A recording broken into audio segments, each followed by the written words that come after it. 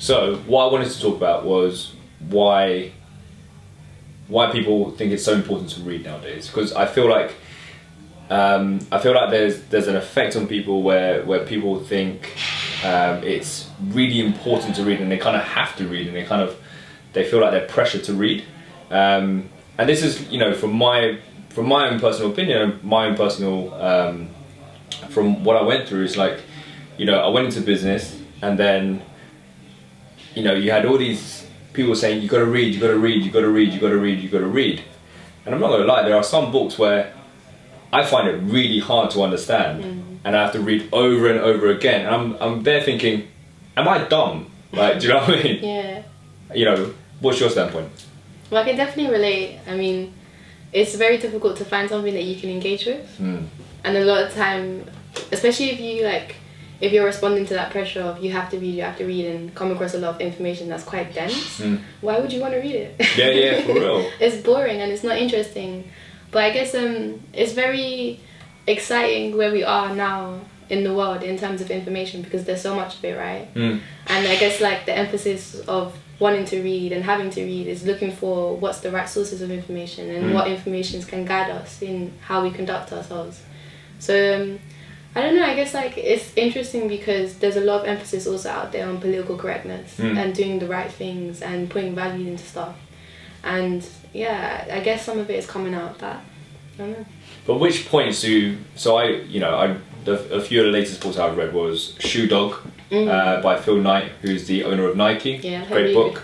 One of my greatest books I love to read all the time is called Start With Why by Simon Sinek, who's a motivational speaker. And every time you read these books, you're like, okay, which part do I implement into my daily life? Because it worked for them, will it work for you? And I try to, maybe it's a trial and error thing, but sometimes I feel a little pressure to say that, okay, I need to implement all this because they made it very successful, because it worked for them, surely it should work for me. Yeah. And I'm guessing a lot of people feel like that as well. Yeah. Right?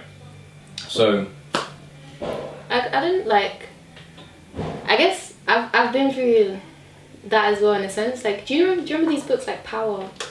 And I don't know, I feel like there was a phase at one point where everyone's like, oh, you need to read these books that tell you how to win in terms of like human behaviour and get massive amounts of wealth. At least when I was like, I don't know, maybe a few years ago, just because I was with, I don't know, everyone just wanted to find out, how do you excel in life? How do you come across wealth? How do you get your own business?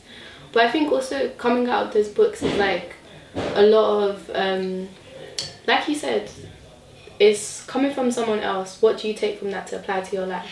And when someone writes, if I wrote a book, if you wrote a book, it's coming from us and it's coming from our perspective. So every single book has a bias. Okay. And I think in that sense, it's hard to take it as an exact truth. So when you do read something, it's true. It's like, I don't know, I read stuff all the time and I'm like, okay, this is really good, this is so true. But do I follow it the next day? Yeah. Do I think about it? But do you feel pressured to follow it?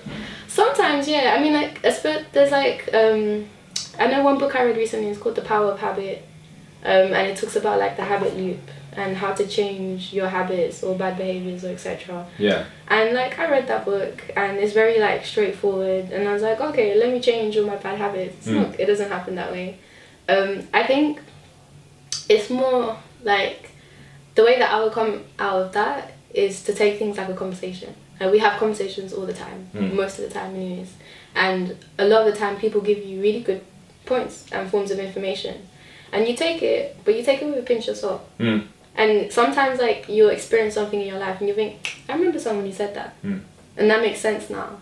But is the truth then? It's not always true, or yeah. When did you start reading? When did I start reading? I've always had books. Like, I remember saying to you earlier, like, my parents used to read us a lot of stories when we were younger. I remember actually, because I used to worry a lot when I was in school.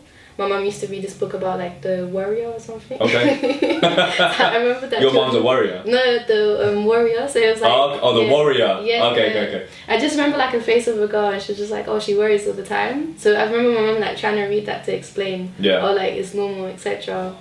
But you know what? I never really got stuck into books. Yeah. I've always liked poetry. Okay. And I remember having like some poetry around because of my mum as well. But it wasn't until university that I felt like I had to read books. And as I can relate a lot to what you said, because like there are some books out there that are just so unnecessary and long. Like, why did you make the text this long? I know, Yeah. right? Like, it takes you ages to finish. Right? I feel really bad when it takes me like 9 months to finish a book. Sometimes I don't even finish books. That's how bad it gets. Like, I've literally gone through. Yeah, but is that okay to not finish a book? Do you know, I had this conversation with someone because basically this year especially, yeah, like this book I got here, I brought like all my. Oh, your props. Yeah. I still haven't read like the last 3 chapters. And I've fully had this book for over a year. Okay? And I'm okay with that. It's a good book. It's amazing. But sometimes I just don't have the concentration to sit down and read a book from beginning to end. Yeah. And I asked myself the same. Is that bad? Yeah.